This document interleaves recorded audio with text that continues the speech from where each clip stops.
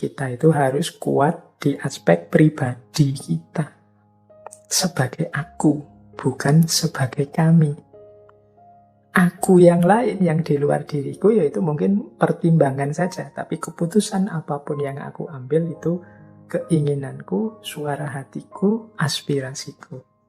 Jangan sampai relasi kita dengan orang lain itu relasi perbudakan. Relasi perbudakan itu ya berarti kita diseret oleh dia, diposisikan sebagai budaknya dia. Budak itu kan yang harus ikut saja apa keinginan dia, keinginan mereka. Atau sebaliknya, kita yang memperbudak mereka, kita yang memperbudak dia. Ini struktur yang tidak sehat, kata Birjaev. Assalamualaikum warahmatullahi wabarakatuh.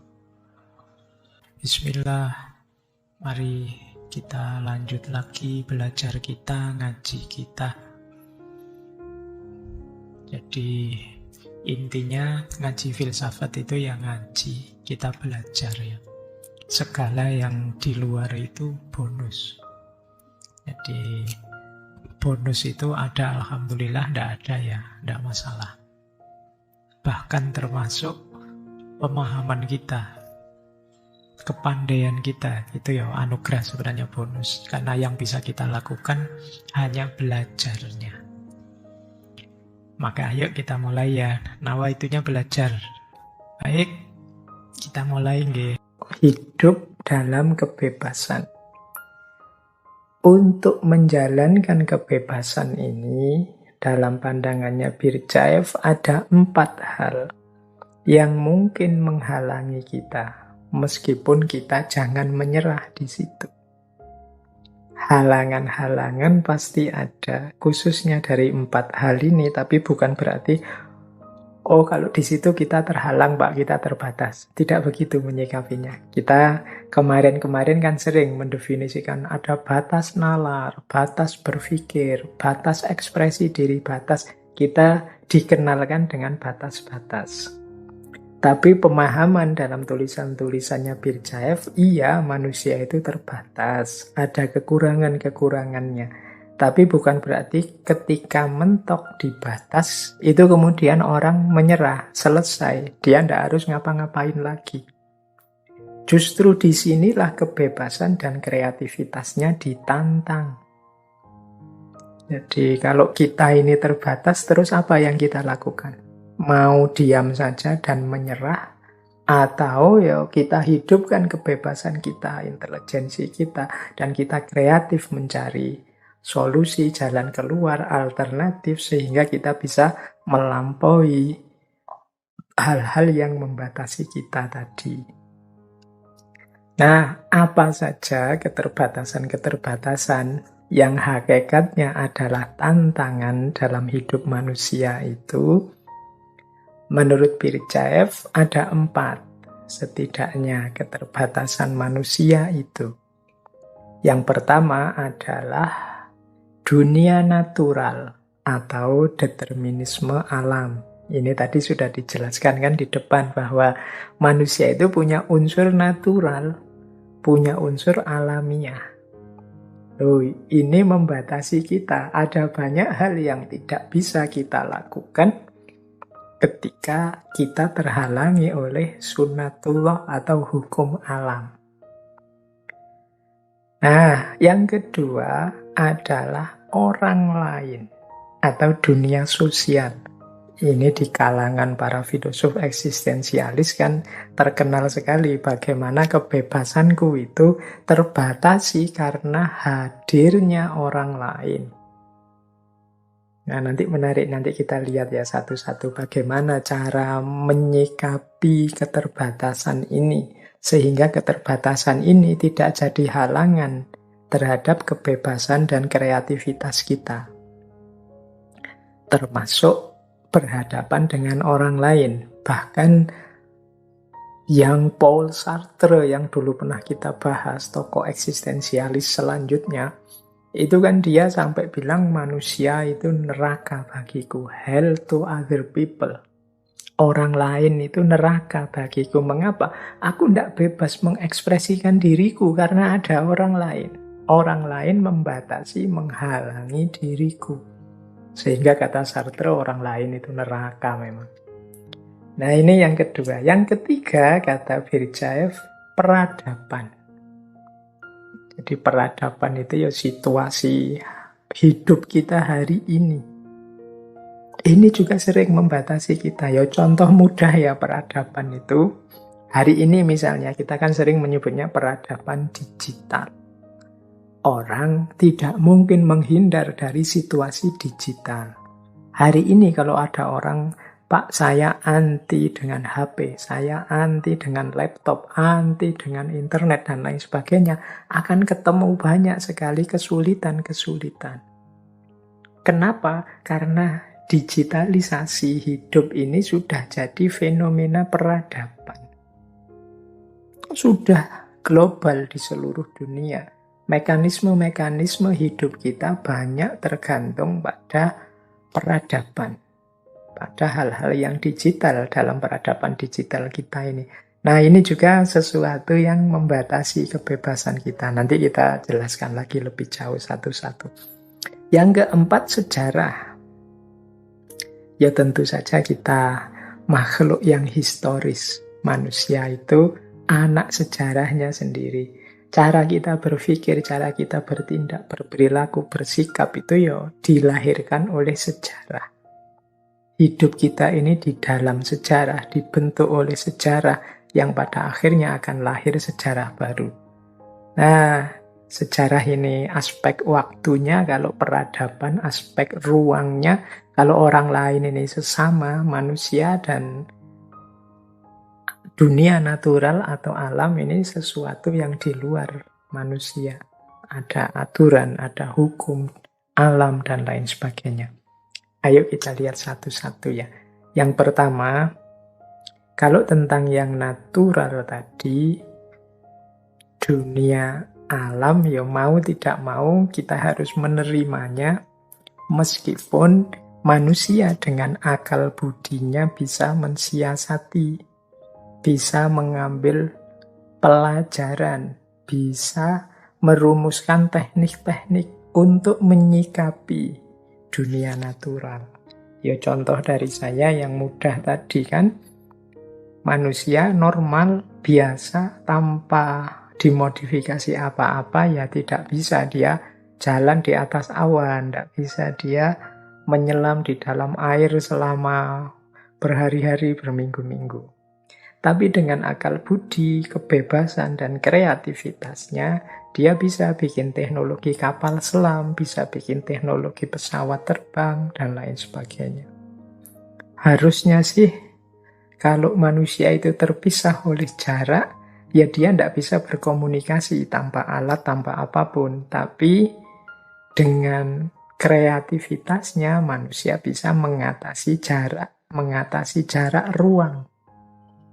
Bahkan bisa mengatasi ketidakmungkinan bertemu, misalnya lewat Zoom, lewat kajian semacam ini kan kecanggihan manusia. Kalau normal saja, misalnya kita pandemi, tidak boleh ngaji langsung, ketemu langsung, tidak bisa, biar tidak ketularan penyakit, ya harusnya ngajinya selesai. Nunggu nanti kalau bisa ngaji lagi di masjid. Tapi manusia kan tidak menyerah dengan itu. Lagi-lagi dia ada bekal intelektualitas, kebebasan, dan kreativitas.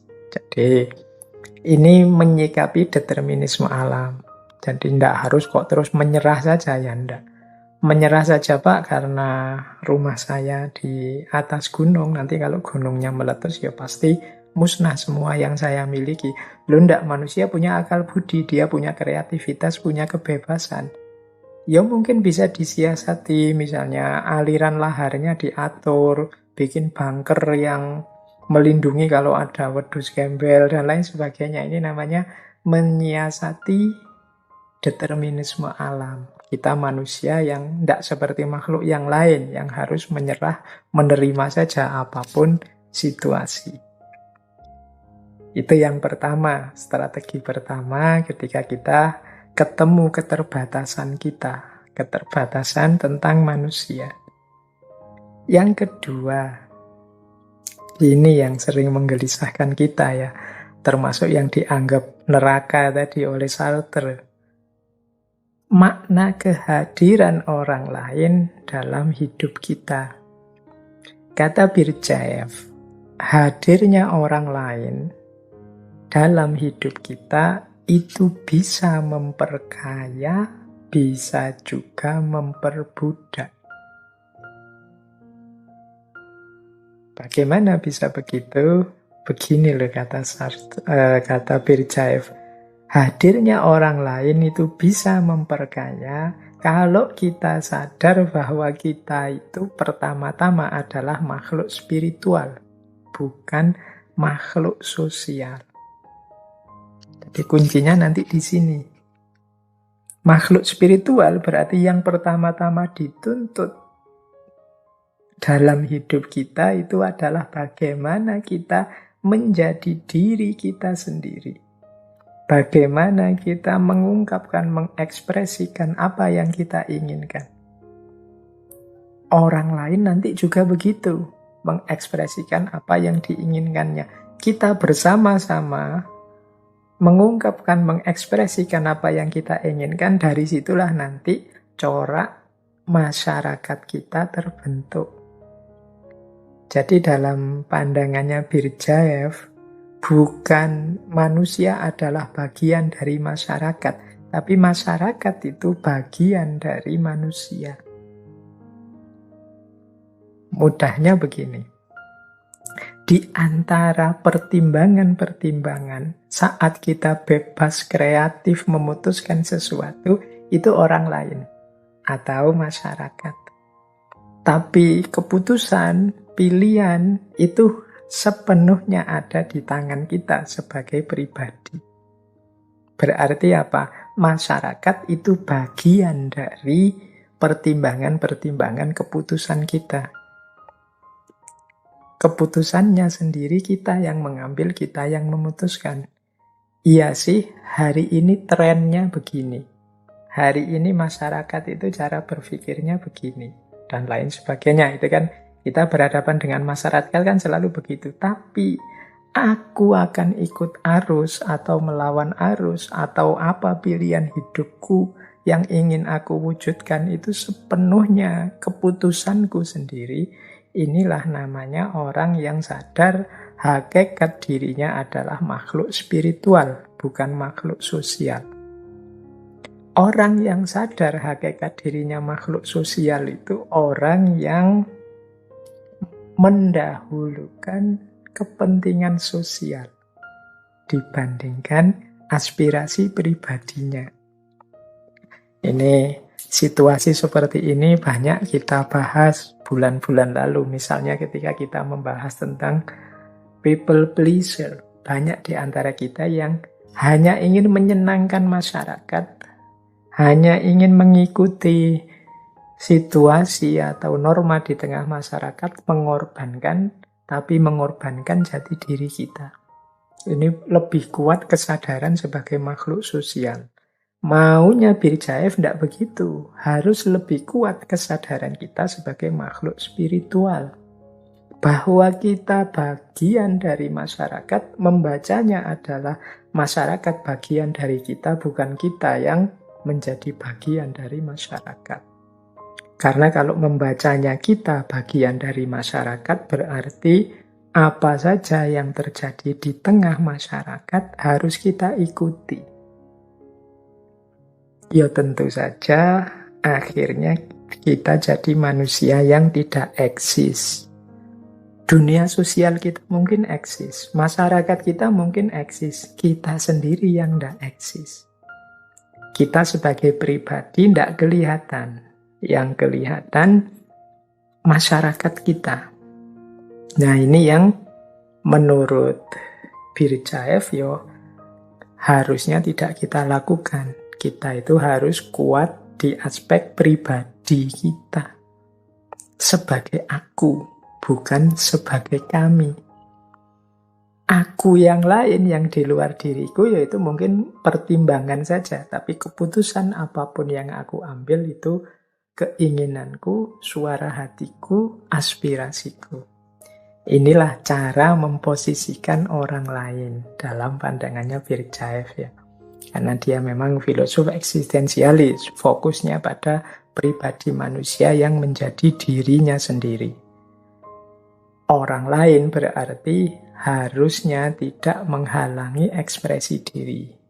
Jangan sampai relasi kita dengan orang lain itu relasi perbudakan. Relasi perbudakan itu ya berarti kita diseret oleh dia, diposisikan sebagai budaknya dia. Budak itu kan yang harus ikut saja apa keinginan dia, keinginan mereka, atau sebaliknya, kita yang memperbudak mereka, kita yang memperbudak dia. Ini struktur yang tidak sehat, kata Birjaev.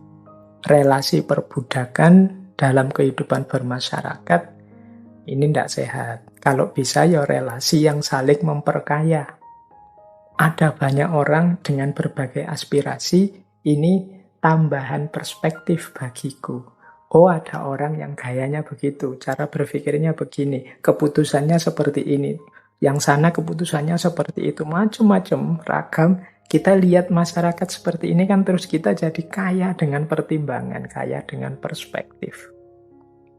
Nah, keputusannya kemudian ya sesuai aspirasiku, sesuai keinginanku. Oh, kalau menurutku yang benar itu. Menurutku yang pas ini, yang aku ikuti ini, dan lain sebagainya. Jadi bukan karena kita terpaksa atau dipaksa.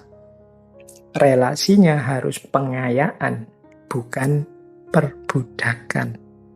Itulah hubungan ideal kita dengan orang lain. Ini yang dimaksud melampaui batasan, melampaui halangan dalam hidup. Baik, kita lanjutkan. Halangan ketiga yang tadi sering menghalangi hidup kita itu peradaban. Ini sebelum kita menjelaskan panjang lebar bagaimana strategi kita mengatasi halangan kebebasan dari peradaban ini, Birjaev membedakan antara peradaban dengan kebudayaan. Peradaban itu, kata Birjaev, adalah perwujudan ikhtiar manusia untuk menanggapi keharusan-keharusan yang dituntut oleh alam. Peradaban itu karya manusia untuk memenuhi kebutuhan karena tuntutan alam. Respon manusia terhadap hukum alam tadi, ini nanti melahirkan peradaban. Tadi kan di yang pertama kita terhalang oleh hukum alam, oleh sunatullah. Tapi manusia yang kreatif bisa mengatasi hukum alam. Disitulah lahir peradaban. Dulu orang melakukan perjalanan jauh naik kuda atau jalan kaki. Sehingga kebutuhan mobilitasnya terbatas. Semakin tinggi tingkat kita harus sering berinteraksi, kita butuh lebih mobile lagi. Lama-lama muncul kendaraan, mungkin kereta, sampai mobil, sampai kereta api, sekarang pesawat terbang. Ini kan namanya situasi peradaban. Jadi karya-karya manusia yang dihasilkan untuk memenuhi tuntutan alam. Teknologi IT, digital teknologi yang sekarang luar biasa itu berkembang, itu kan peradaban. Maksudnya apa? Dia karya manusia untuk memenuhi kebutuhan. Ya kalau teknologi informasi, ya kebutuhan komunikasi, kebutuhan informasi. Itulah peradaban. Jadi berhubungan dengan tuntutan alam. Beda dengan kebudayaan.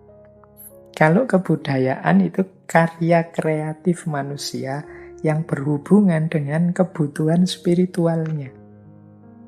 Kebutuhan untuk eksis, kebutuhan untuk unggul, kebutuhan untuk jaya, kebutuhan untuk menang, kebutuhan untuk nyaman, dan lain sebagainya. Ini kalau di Birjaev ini namanya kebudayaan. Jadi biasanya perubahan peradaban itu melahirkan perubahan juga dalam budaya. Budaya berpikir, budaya berinteraksi, budaya eh, pendidikan, dan lain sebagainya. Jadi kalau kebudayaan itu karya kreatif yang berhubungan dengan mental dan spiritualnya manusia. Mode-mode spiritualnya. Jadi peradaban yang lahir, peradaban digital IT. Nah, sekarang mode belajarnya berubah. Nah, ini kebudayaan. Mode belajarnya sekarang daring. Mode komunikasinya juga berubah. Kalau dulu ketemu langsung cium tangan, ya sekarang ketemu lewat WA pakai emoticon misalnya. Ya, budaya komunikasinya berubah. Ini kebudayaan. Jadi ada beda antara peradaban dan kebudayaan menurut Birjaev. Nah, problemnya apa dengan peradaban dan eksistensi manusia ini? Apa yang menghalangi eksistensi manusia dari peradaban? Menurut Birjaev, seringkali peradaban yang itu hakikatnya hanya alat, hanya media, hanya jalan untuk kita bisa survive dalam kehidupan, tapi kita sering memposisikannya sebagai tujuan. Pada akhirnya, unsur-unsur peradaban ini berubah jadi faktor yang membelenggu kebebasan manusia. Jadi peradaban itu kan semula alat kita untuk mengatasi keterbatasan di hadapan alam. Tapi kemudian banyak orang memposisikannya, ya teknologi unsur peradaban inilah yang jadi tujuan hidup. Sehingga orang terdistraksi ke situ semua fokusnya. Pada akhirnya jadi belenggu untuk manusia. Dia tidak bebas lagi sekarang. Dia dipenjara oleh peradabannya. Ya contoh mudahnya begini loh. Teknologi modern misalnya. Semula teknologi modern itu kan diciptakan untuk memudahkan kita dalam hidup. Tapi lama-lama akhirnya terbalik. Teknologi itulah, mesin-mesin itulah yang nanti memperbudak kita. Bukan kita yang ngatur mesin, tapi akhirnya kita yang diatur mesin.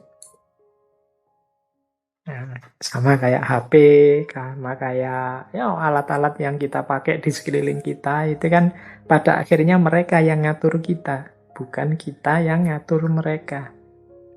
Ada banyak, ya Birjaev dari era-era modern awal itu melihat banyak orang yang kemudian justru terpinggirkan karena hadirnya mesin-mesin tadi. Sehingga kemiskinan tambah memuncak dan lain sebagainya. Jadi teknologi modern membuat manusia kehilangan kebebasannya. Pada akhirnya peradaban membelenggu manusia, kebudayaan macet. Akhirnya manusia frustasi, teralienasi itu terasing dari dunianya. Kenapa? Karena kehilangan kebebasan. Jadi inilah halangannya peradaban. Berarti apa? Menghadapi peradaban, ayo memanfaatkan peradaban, bukan berarti lari dari peradaban, bukan berarti kalau begitu saya anti HP Pak, kalau begitu saya anti laptop Pak, tidak begitu. Tapi jadikan yang alat sebagai alat, yang tujuan sebagai tujuan. Teknologi itu ciptaan kita, maka kita yang mengendalikan dengan dasar kebebasan hidup. Kita yang mengontrol sesuai prinsip hidup kita yang bebas dan kreatif tadi. Jangan dibalik. Kita yang dikontrol mesin, kita yang disetir oleh alat. Jadi kalau kita mampu berlaku seperti ini, ya peradaban tidak akan menghalangi kreativitas dan kebebasan kita. Apapun yang kita inginkan itu terserah kita. Tidak disetir orang lain, apalagi disetir oleh mesin. Kalau mesinnya tidak cocok, ya kita sesuaikan. Mesinnya, bukan kitanya. Itu namanya kita memposisikan alat sebagai alat. bukan alat sebagai tujuan yang membelenggu kita. Jadi ada 3 tadi ya yang sudah membelenggu manusia, yang harus kita lampaui demi kebebasan dan kreativitas. Yang pertama tadi, dunia natural, alam. Yang kedua, orang lain, dunia sosial. Yang ketiga, peradaban. Yang keempat, sejarah. Nah, sejarah ini juga sering membelenggu kita. Jadi membuat kita terikat, membuat kita tidak kreatif. Banyak orang yang dibelenggu masa lalu, banyak orang yang tidak bisa keluar dari jeratan sejarah. Ada banyak pandangan yang bilang ya manusia itu produknya sejarah. Tapi Berdyaev punya pandangan sebaliknya. Terbalik. Bukan manusia itu produknya sejarah, tapi sejarah itu dibuat oleh manusia. It is man that make history. And that's to be supposed that he make history from himself. Manusialah yang membuat sejarah. Berarti dialah yang menciptakan sejarah sesuai dengan dirinya sendiri. Keinginannya sendiri. Maka sejarah masa lalu mungkin mempengaruhi hidup kita. Tapi bukan berarti kita sama sekali ditelan oleh sejarah. Wong, sejarah itu kita yang menciptakan. Berarti apa? Kita terima sejarah yang sudah terjadi, tapi bukan berarti kita dibelenggu oleh peristiwa yang sudah terjadi itu. Karena kalau kita dibelenggu oleh sejarah, kita kehilangan kebebasan kreativitas kita. Wong semula sejarah itu ciptaan kita sendiri. Berarti apa? Ayo kita ciptakan sejarah versi kita sesuai keinginan kita. Sejarah lama ya oke saja buat pelajaran, buat pertimbangan. Seandainya jelek tidak usah diulang lagi. Di sejarah yang baru yang kita ciptakan. Mungkin di beberapa sesi sering saya ilustrasikan ya, memahami sejarah itu ya seperti kita naik mobil atau naik motor. Sejarah itu kecil saja porsinya, dia hanya spionnya saja. Kaca spion itu kan cuma kecil di kiri kanan kita untuk kita melihat yang di belakang kita yang sudah terjadi. Sekali-sekali kita lirik biar kita tidak ditabrak dari belakang. Tapi kan pandangan utama kita tetap ke depan, bukan nonton spion terus. Kalau kita nonton spion terus, ke depannya bisa nabrak. Maka jangan ditelan oleh sejarah, jangan menyerah karena sejarah itu kita sendiri yang menciptakannya. Mari menciptakan sejarah sesuai keinginan kita, sesuai versi kita.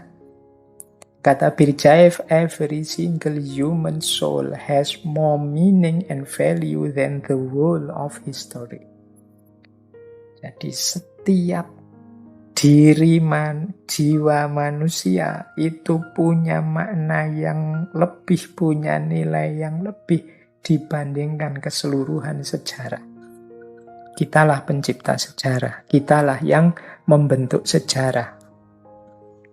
Maka jangan mau dibelenggu oleh sejarah masa lalu.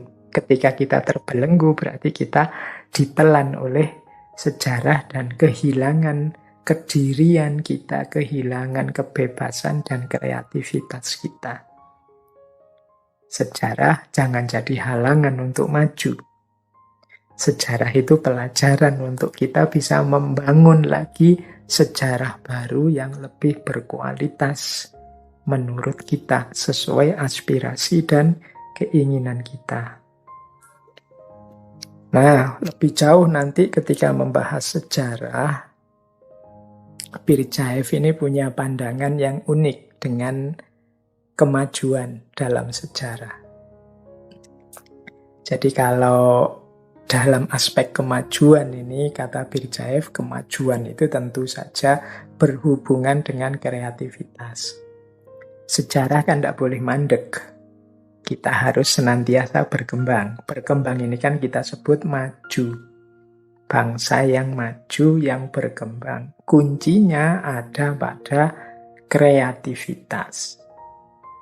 Nah, Birjaev tentang kemajuan dalam sejarah ini punya 2 teori. Jadi yang pertama teori progres, yang kedua teori evolution. Jadi hidup kita ini ada 2 perkembangan. Yang satu namanya progres, yang satu namanya evolution atau evolusi. Evolusi itu perubahan alamiah biologis. Kalau ini tidak perlu kreativitas, ini instinktif saja, dia jalan saja. Pasti berkembang sendiri. Sampai pada potensi puncaknya, ini evolusi. Jadi unsur yang terjadi ya hanya aktualitas dari potensi yang sudah kita miliki. Evolusi itu kan ya kita dari kecil menjadi tambah dewasa ABG, nanti jadi remaja, jadi pemuda, jadi orang dewasa, matang, nanti tua, dan lain sebagainya. Ini perubahan alamiah biologis. Dulu tidak ada kumisnya, sekarang ada kumisnya. Dulu badannya kecil, sekarang besar. Dulu ini namanya evolusi, perubahan alamiah biologis. Perubahan seperti ini ya kita tidak harus terlalu dalam memikirkannya kecuali kita sakit. Ini sifatnya instinktif. Orang itu bisa mengandalkan instingnya sudah untuk hal ini. Tapi berbeda dengan progres. Kalau progres ini kemajuan. Kalau ini sifatnya mental, spiritual. Diperlukan kreativitas. Jadi tidak hanya aktualitas, kalau untuk kemajuan ini perlu ada yang baru. Karena orang perlu kreatif. Dunia ini maju kalau ada orang-orang yang kreatif. Inilah namanya progres. Jadi ini 2 jenis kemajuan dalam pandangannya Birjaev. Nah, ya ini relate dengan uraian-uraian sebelumnya bahwa ada unsur alamiah, ada unsur ilahiyah. Mikroteos dan mikrokosmos. Mikrokosmos itu ya kalau berkembang namanya evolusi. Kalau mikroteos, kalau berkembang namanya progres, kemajuan. Nah, yang menarik dari Birjaev, kemajuan manusia itu biasanya sulit untuk menyeluruh, mencakup semua aspek hidupnya. Jadi manusia ini kan kompleks sekali, dimensi-dimensi hidupnya. Ada fisik, ada mental, ada spiritual, dan lain sebagainya. Nah, kemajuan manusia ya karena kompleksitas hidupnya ini biasanya sulit untuk maju semuanya. Kata Birjaev, kadang-kadang satu horizon sejarah hidupnya manusia itu sangat maju dalam aspek teknologi, sainsnya. Tapi kemudian aspek yang lain seperti moral, keagamaan, atau spiritualitasnya terbelakang. Atau sebaliknya, di satu masyarakat atau kelompok masyarakat tertentu, itu aspek spiritualitasnya menonjol sekali.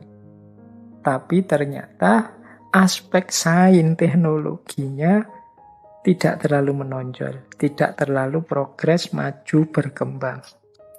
Jadi kata Birjaev, ternyata manusia itu sulit untuk maju secara menyeluruh di segala aspek hidupnya. Ada yang maju secara ilmiah, tapi kemudian keteteran bidang mental spiritualnya. Ada yang maju spiritualitasnya, tapi keteteran bidang ilmu dan ilmiahnya.